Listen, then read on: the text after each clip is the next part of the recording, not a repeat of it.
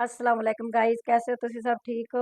आज आप दाल बनाने लगे हैं धुली हुई मूंग की। ठीक है, ढाबा स्टाइल च। चलो जी आप स्टार्ट करते हैं। ये अपनी रेसिपी है, नाल नाल आप बनाते जावे, तुहानू दस जावे की चीज़ां शामिल होनी है। अच्छा जी देखो, आयल अपना गर्म हो गया। इस टाइम ते आपां कर देना अदरक लहसुन का पेस्ट शामिल। ठीक है ना, ये दाल जड़ी ना ये अदरक लहसुन च बनानी है। ठीक है ना, इस च प्याज शामिल नहीं होगा। ये आप डाल दिन्ने अदरक लहसुन।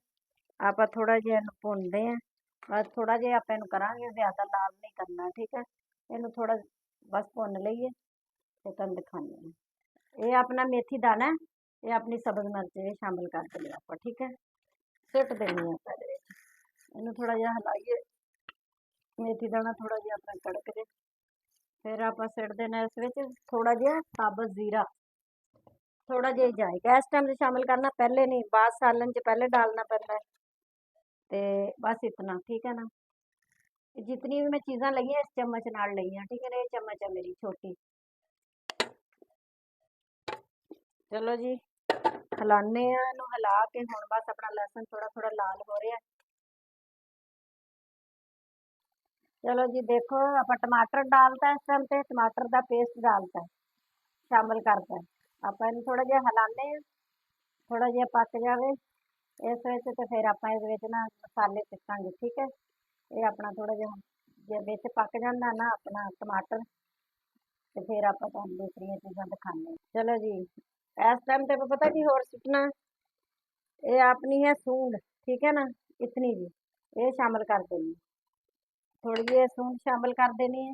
ये अपनी बहुत ही मज़ेदार दाल बनने वाली। ठीक है ना, ये बनाया करो, ये दाल मेरी रेसिपी ट्राई भी करना। ठीक है ना, बहुत मज़े की है।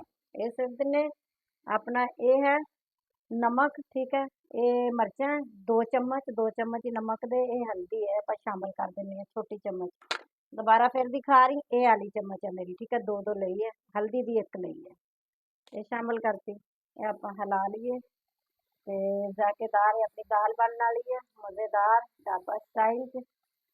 ते साथ तुसीं इहदे सैलड नाल तुसीं रखोगे, चटनी बनाओगे ते नान नाल खाओ, रोटी नाल खाओ तो अपनी मर्जी, बहुत ही मज़े लेंदे। इस टाइम ते थोड़ा जिहा ना पानी शामिल कर दिन्ने इस थोड़ा जिहा, बस इतना। ठीक है, पानी शामिल कर दिए ते फिर आप सिट देना इहदे विच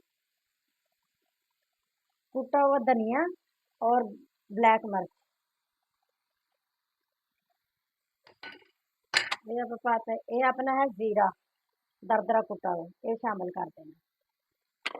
ठीक है, इन्हूं आप हिलाने मिक्स कर लईए चंगी तरह, ते थोड़ा जिहा अपना हुण भुजदा है, पकदा है, फिर आप दाल इहदे विच सिट देनी है ते ढक देनी है। चलो जी पक जावे फिर आप तुहानूं दिखाने।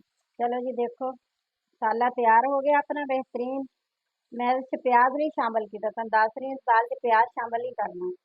एंड ते तुहानूं इहनूं मैं सजा के दसूंगी कि इस दाल नाल ना ये असीं खाई सी जदों इस्लामाबाद तो वापस आ रहे सी, इस्लामाबाद तो जा रहे थे लाहौर, फिर लाहौर तो वापसी जो असीं आए उदों ते दाल खाधी किसी होटल से, बहुत ही मज़ेदार सी बनी हुई। मैं कहा चलो जी आपां तुहानूं भी बना के दिखाने कि कितनी अच्छी लगदी। ये अपनी है दाल, ये आपां इस टाइम ते शामिल कर दिन्ने। ठीक है, थोड़ी थोड़ी करके ये देखो, ये आपां सारी शामिल कर दिन्ने इहदे विच, जितनी भी है। ये आधा किलो दाल है मेरी। ठीक है, आधा किलो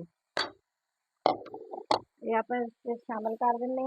बस इससे ज़्यादा चमचा वगैरह नहीं हिलाना, फिर दाल अपनी जो ना वो सही गलदी नहीं, खड़ी जानी। आप इसमें कुकर से तो गालना नहीं, क्योंकि आप इन्हें थोड़ी जी खड़ी खड़ी रखनी है, फिर आप इन दम ला देना।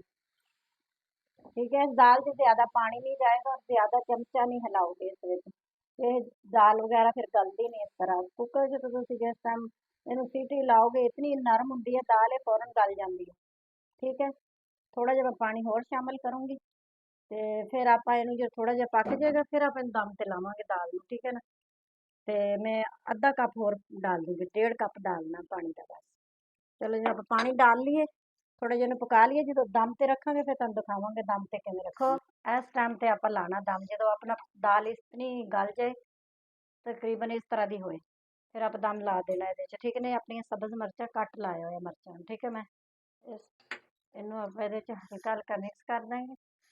ਠੀਕ ਹੈ, ਮਿਕਸ ਕਰਕੇ ਫਿਰ ਆਪਾਂ ਇਹਨੂੰ ਦਮ ਲਾ ਦਾਂਗੇ। ਠੀਕ ਹੈ ਨਾ, ਮਿਰਚਾਂ ਵੀ ਆਪਣੀਆਂ ਦਮ 'ਚ ਥੋੜ੍ਹੀਆਂ ਨਰਮ ਹੋ ਜਾਣਗੀਆਂ, ਇਹ ਫਿਰ ਆਪਣੀਆਂ ਅੱਛੀਆਂ ਲੱਗਣਗੀਆਂ ਨਾਲ ਖਾਣ ਨਾਲ। ਠੀਕ ਹੈ ਨਾ, ਇਹ ਆਪਾਂ ਹੁਣ ਇਸ ਟਾਈਮ 'ਤੇ ਲਾ ਦੇਣਾ ਦਮ, ਹਲਕੀ ਅੱਗ 'ਤੇ। ਠੀਕ ਹੈ ਨਾ, ਹਲਕੀ ਆਂਚ ਕਰਤੀ ਹੈ ਤੇ ਇਹ ਆਪਾਂ ਦਮ ਲਾ ਦਿੰਦੇ ਇਸ 'ਤੇ। ਬਸ ਇਸੇ ਤਰ੍ਹਾਂ ਲਾ ਦੇਣਾ, ਕਿਸੇ ਕੱਪੜੇ ਦੀ ਜ਼ਰੂਰਤ ਨਹੀਂ ਹੈ, ਦਾਲ ਨਰਮ ਹੀ ਹੁੰਦੀ ਹੈ ਤੇ ਜਲਦੀ ਗਲ ਜਾਂਦੀ ਹੈ। ਠੀਕ ਹੈ, ਤੇ ਜਦੋਂ ਆਪਣੀ ਗਲ ਜੇਗੀ, ਨਰਮ ਹੋ ਜਾਏਗੀ, ਤੇ ਫਿਰ ਆਪਾਂ ਟਰੇ 'ਚ ਕੱਢਾਂ, ਫਿਰ ਤੁਹਾਨੂੰ ਦਿਖਾਵਾਂਗੇ। ਚਲੋ ਜੀ ਦੇਖੋ, ਦਾਲ ਆਪਣੀ ਹੋ ਗਈ ਹੈ ਤਿਆਰ।